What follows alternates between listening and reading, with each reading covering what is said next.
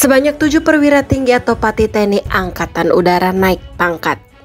Mereka termasuk dalam 22 Pati TNI yang mengikuti laporan kenaikan pangkat di Aula Gatot Subroto Mabes TNI Cilangkap, Jakarta Timur pada Jumat 5 Juli 2024. Kenaikan pangkat 22 Pati TNI itu berdasarkan surat perintah Panglima TNI nomor sprint garing 1150 garing 6 Romawi garing 2024 tanggal 26 Juni 2024.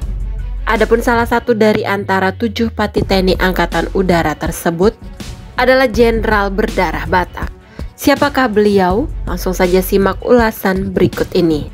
Beliau adalah Bob Henry Panggabean yang resmi menyandang pangkat Jenderal Bintang 2 TNI Angkatan Udara atau Marsikal Muda atau Marsda TNI.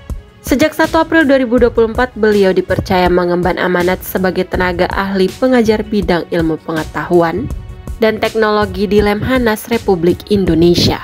Sebelum promosi dan alih tugas sebagai tenaga ahli pengajar bidang Ilpengtek Lemhanas Republik Indonesia, beliau menjabat sebagai Waspers Kasau.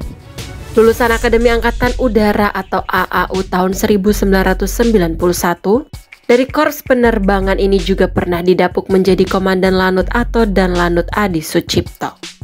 Marsda Bob Henry Panggabean lahir di Yogyakarta pada tanggal 25 Oktober 1968 dan memiliki seorang istri bernama Ibu Teli Imelda Huta Barat.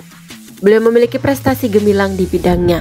Ia juga alumni S1 Teknik Penerbangan Institut Teknologi Bandung atau ITB tahun 1997. Pengalamannya di dunia penerbangan pun tidak diragukan lagi. Dirinya pernah menjabat sebagai Komandan Pangkalan Udara atau Dan Lanut Adi Sucipto dan Komandan Skadron Pendidikan 101 atau Dan Skadik 101 pada tahun 2007. Kiprahnya di TNI Angkatan Udara tak berhenti di situ.